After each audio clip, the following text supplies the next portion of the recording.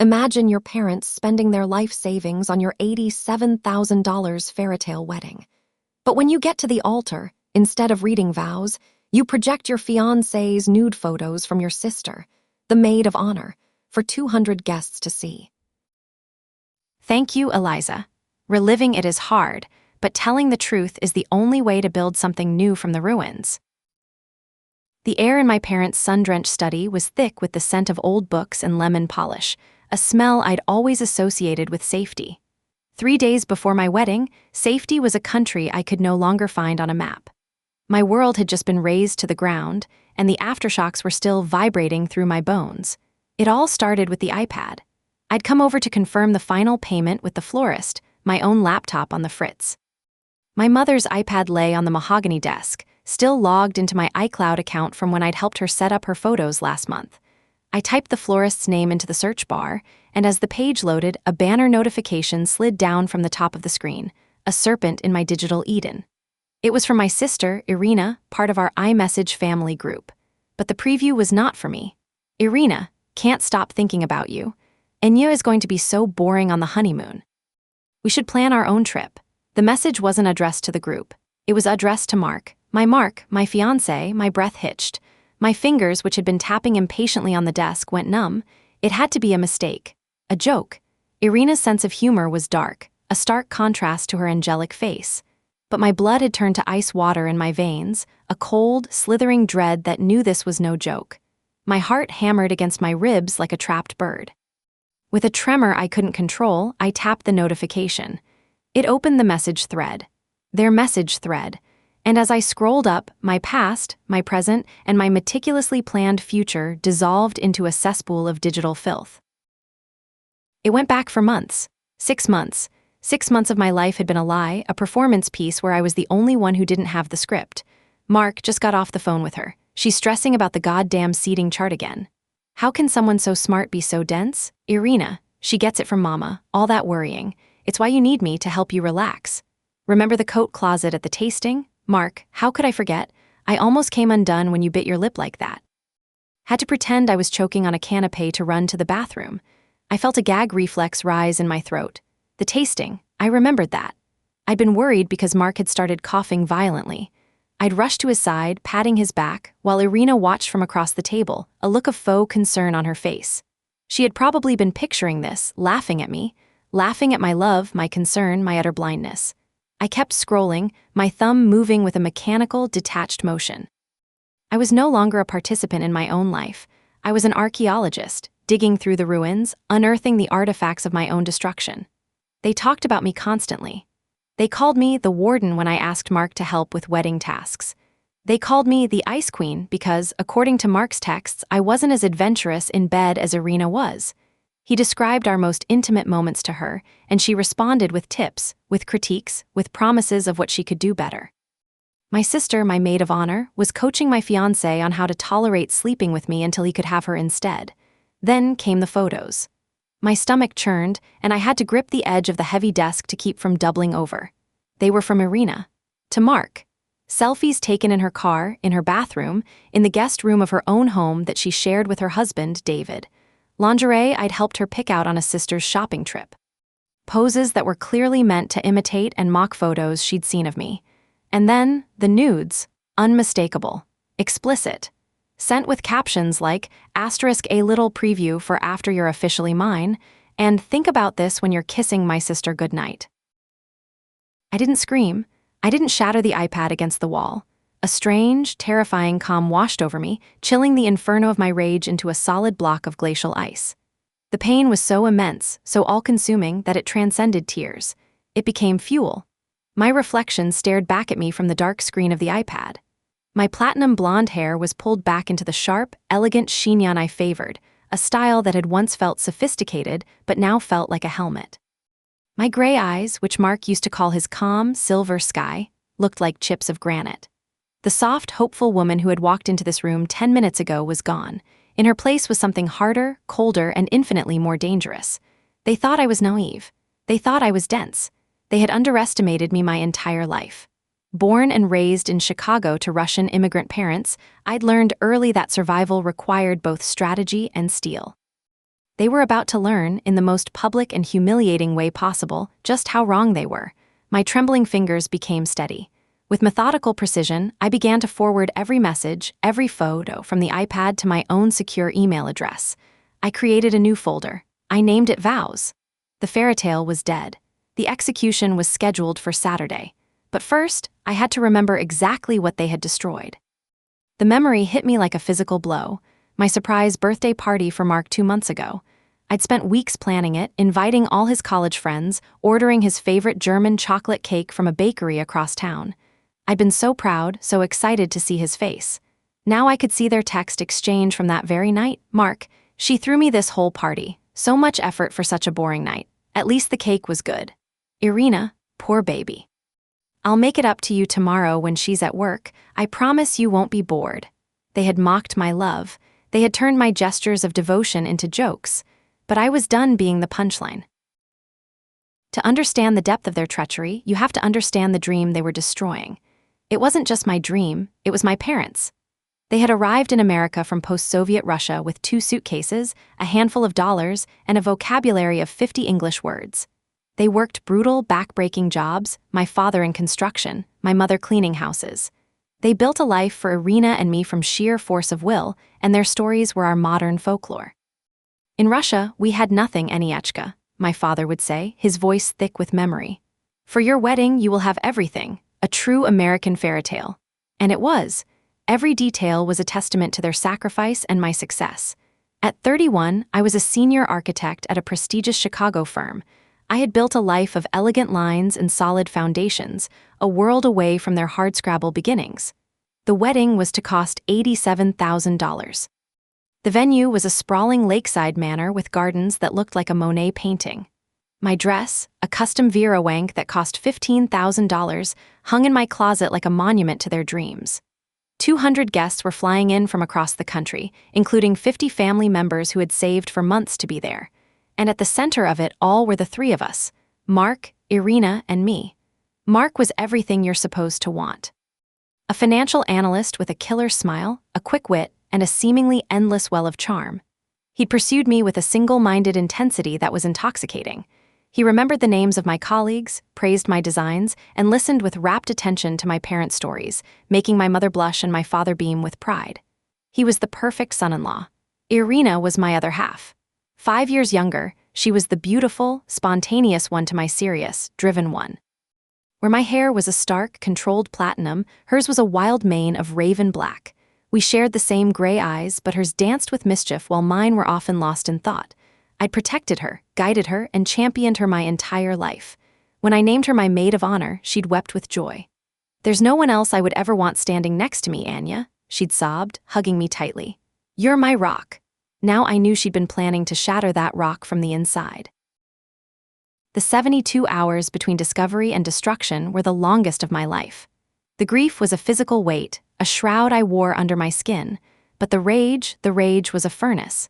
It burned away the tears, the shock, the self-pity. It forged my shattered heart into something sharp and unyielding. I was no longer a bride-to-be. I was an architect, and my new project was designing the perfect ruin. My first call was to Chloe. We'd been friends since college architecture program, and she possessed a brilliant, logical mind and a fiercely loyal heart. She was also a tech genius who ran her own cybersecurity firm on the side. She was a bridesmaid, tasked with running the sentimental photo slideshow during the reception. Her role was about to be significantly upgraded. I met her at a quiet, anonymous coffee shop halfway between our apartments. I couldn't speak at my place, it was full of Mark. I couldn't go to my parents, they were bubbling with joy. I needed sterile ground. She took one look at my face and her cheerful greeting died on her lips. "Anya, what's wrong? You look like you've seen a ghost." "Worse," I said, my voice flat. I slid my phone across the table, opened to the folder I'd named Vows. She picked it up, her brow furrowed in confusion. She started to read. I watched as her face cycled through the stages of devastation on my behalf. Confusion, dawning horror, disgust, and finally, a white-hot fury that mirrored my own. Her hand flew to her mouth when she got to the pictures. That bitch asterisk," she whispered, her voice shaking. She looked up at me, her eyes blazing. "That absolute monster. And Mark, I'm going to kill him. I swear to God, Anya, I will end him." "No," I said, my voice calm, almost serene. It unnerved her, I could tell. "You're not going to kill him. You're going to help me do something much worse. You're going to help me bury him." I laid out the plan. It was cold, it was precise, it was brutal. Chloe listened, her initial rage solidifying into a grim focus. She was no longer my bridesmaid, she was my co-conspirator. "The projector at the manor is a new 4K laser model," she said, already shifting into professional mode. "It's connected to the main AV booth at the back of the chapel, hardwired. I can bypass their system and run a feed directly from my laptop. They'll never see it coming. What do you want on the screen?" "Everything," I said. "The text messages blown up, crystal clear, and the photos, the nudes. We need to censor them with digital redaction software, just enough. I want humiliation, not an indecency charge. I want everyone to know exactly what she sent him, but I want to retain the moral high ground." The next 2 days were an exercise in surreal self-control. I was a method actor in the final performance of my life. I attended the rehearsal, walking down the aisle of the grand old chapel, the air smelling of lilies and lemon oil polish. I stood across from Mark, who smiled at me with those lying eyes. I listened as the pastor spoke of love, fidelity, and sacred trust. I felt Irina's hand on my back, a proprietary gesture I now understood completely. The rehearsal dinner was my masterpiece. It was held in a private room at a chic downtown restaurant. My father gave a long, emotional speech, his voice cracking as he talked about his little asterisk Aniechka finding a man worthy of her. "We spent our life savings on this wedding," he said, tears streaming down his weathered face. $87,000, but seeing our daughter this happy, it is worth every penny." I raised my glass and smiled, a perfect porcelain doll of a bride. Mark stood up to give his own toast. "To Anya," he said, his voice ringing with false sincerity. "The most beautiful, intelligent, and loving woman I have ever known. You've made me the happiest man alive, and I can't wait to spend my life proving I deserve you." The room erupted in applause. People were crying. I met his eyes across the table and smiled, a slow, deliberate smile that didn't reach my cold, gray eyes. He seemed to falter for a second, a flicker of confusion on his face, before my serene expression reassured him. Later, Irina cornered me by the bar, wrapping me in a hug. "Are you okay?" she asked, her voice dripping with counterfeit concern. "You've been so quiet, pre-wedding jitters." "Something like that," I said, pulling back. I looked her directly in the eye. "I was just thinking about how important honesty is, in a marriage, in a family, don't you agree?" A flash of something guilt, crossed her face before she masked it with a bright, brittle laugh. "Of course, you and Mark are going to be amazing. You're both so solid." "We'll see," I said, turning away before she could see the crack in my composure. That night, I didn't sleep. I sat in the dark of my apartment, the one Mark and I were supposed to share, and I went over the plan again and again. I printed the most damning text messages onto a single sheet of high-quality cardstock, the same kind my vows were supposed to be written on.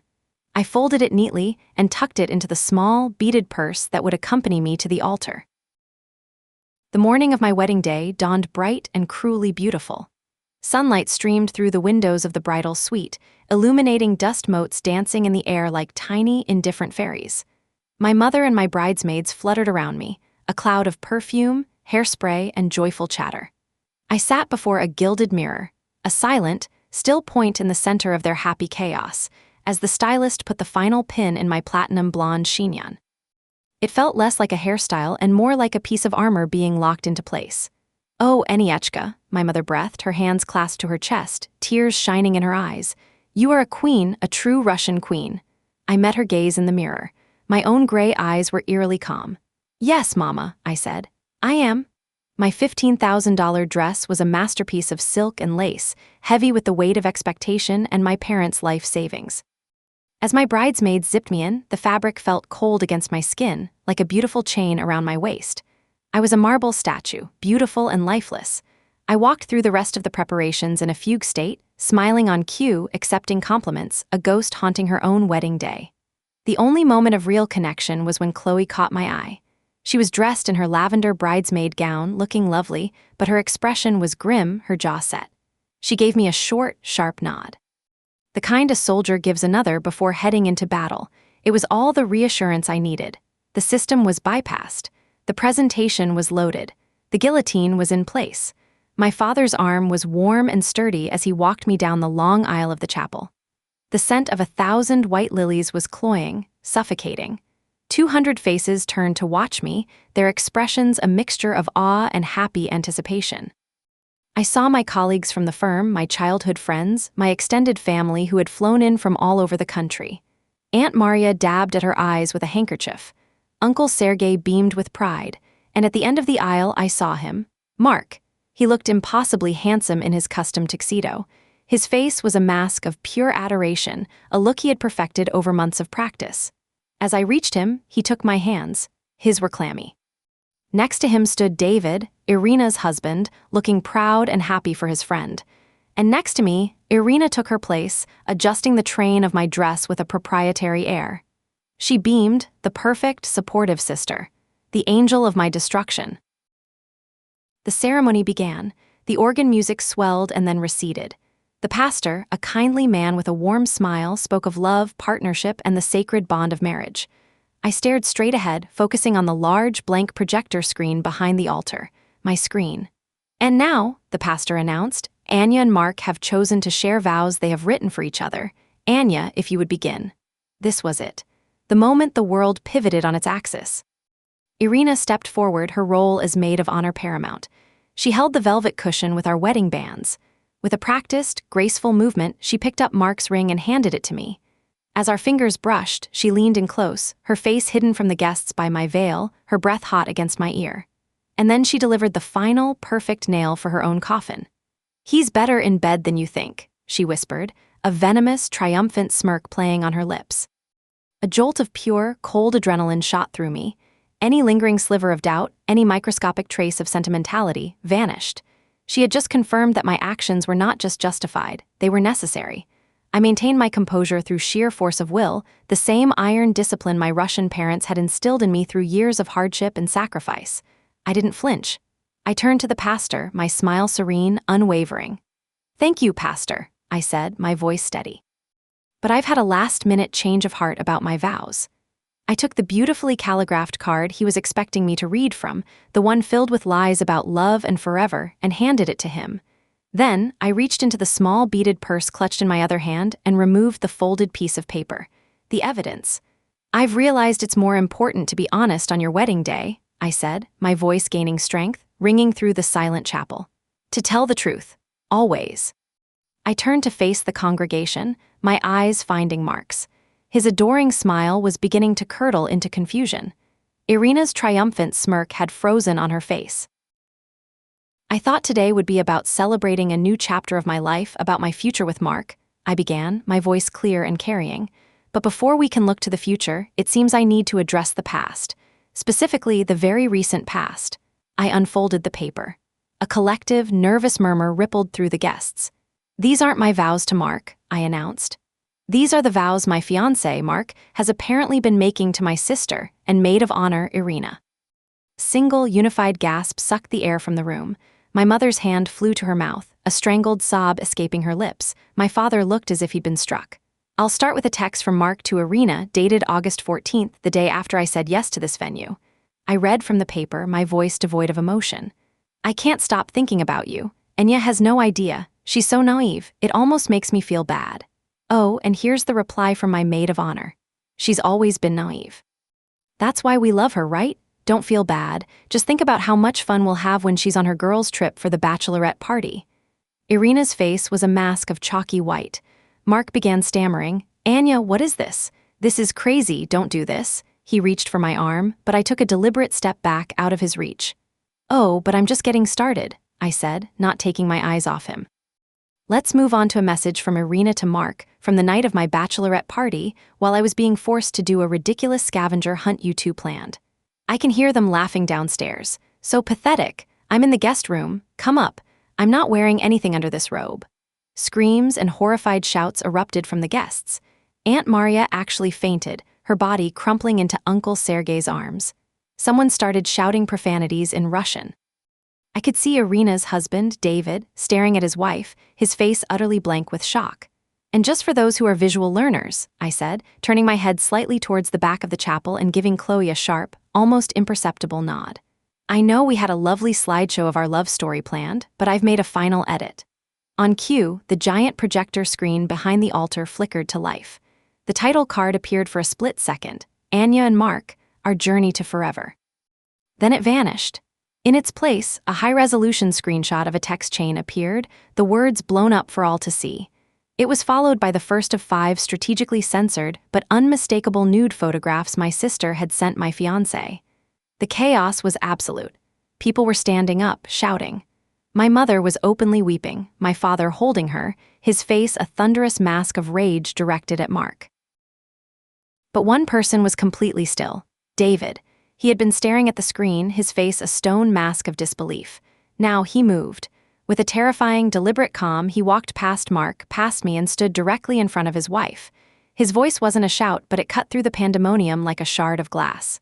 "Irina," he said, his voice shaking with a cold, contained fury that was far more frightening than any yell. "Pack your things. We're done. Don't come home. Lawyer will be in touch with you tomorrow." He didn't wait for a reply. He turned, his eyes meeting mine for a fraction of a second. In them I saw an ocean of pain, but also a flicker of profound pity and something that looked like respect. Then he turned and walked, straight-backed and resolute, down the aisle and out of the heavy church doors, leaving the wreckage of his life behind him. That was my cue. I turned back to the microphone, my voice ringing with absolute finality. "The wedding is off," I declared. I looked at my devastated parents. "I'm sorry you had to see that, but I am not sorry I did it." I then addressed the stunned, silent guests. "But the bar is open and the food is paid for. It cost a fortune. So please enjoy the reception. Have a drink and a dance on me. Celebrate honesty and freedom." I paused, locking eyes one last time with Mark's pathetic, crumbling face and Irina's hysterical, sobbing form. I leaned into the microphone for my final words, my voice dropping to a deadly whisper that somehow carried through the entire chapel. "Mark, Irina, now everyone knows the real vows you made to each other. I hope it was worth it." I straightened up, my voice returning to its full strength. "I'm going to go get this marriage annulled and disown a sister." I dropped the microphone. It hit the marble floor with a loud, percussive thud that echoed through the cavernous chapel, a definitive full stop at the end of a chapter of my life. The sound seemed to snap the world back into motion. Mark was babbling, pleading, a pathetic ruin of the charming man he pretended to be. Irina was on the floor, her lavender dress pooled around her, her sobs ugly and raw. I didn't spare either of them another glance. They were ghosts now, specters from a life that was no longer mine. I turned my back on the altar, on the lies, on the wreckage I had wrought. My father, his face etched with a grief so profound it stole my breath, stepped forward. He put his hand on my arm, his grip firm. "Aniechka," he whispered, his voice thick. "I am so sorry." "Don't be, Papa," I said, squeezing his hand. "You and Mama raised me to be strong. You just didn't know how strong I'd have to be." I began my walk. Not a walk of shame, but a victory march. The 200 guests parted for me like the Red Sea, their faces a gallery of shock, pity, and grudging admiration. I didn't look at any of them. I kept my chin high, my back straight, my elegant chignon unruffled. I was the architect of my own liberation, and this was the grand promenade through the structure I had built. As I reached the massive, carved oak doors of the chapel, Chloe was there, holding them open for me. She had tears in her eyes, but she was smiling, a fierce, proud smile. "That was the most beautiful demolition I have ever witnessed," she whispered. I walked through the doors and out into the clean, crisp air of the October afternoon. The sunlight felt different now, not cruel, but cleansing. I took a deep, shuddering breath, the first real breath I had taken in 3 days. The heavy weight of the wedding dress, the suffocating burden of the lies, the crushing pressure of their betrayal, it all began to lift, evaporating into the autumn sky. I was alone on the stone steps of a church where I was supposed to get married. I was wearing a dress that cost more than a car. My life was in pieces, and I had never felt so free. 6 months later, I would start a support group for women who had been betrayed. 3 years later, I would meet someone who actually deserved my love. But that day, standing on those steps, I didn't need to know any of that. All I needed to know was that I had chosen myself. I had chosen truth. I had chosen strength. The fairy tale was dead, and I had been the one to kill it.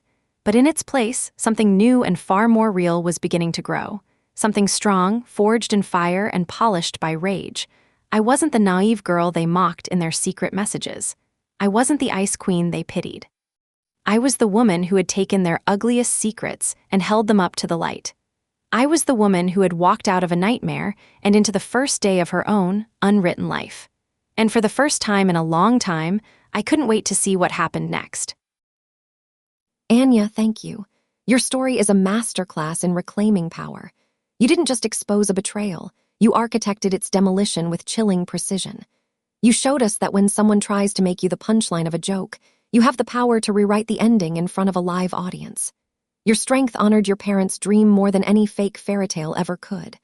I'm Eliza Quinn, and remember, here on Wedding Day Justice, veils off, justice on.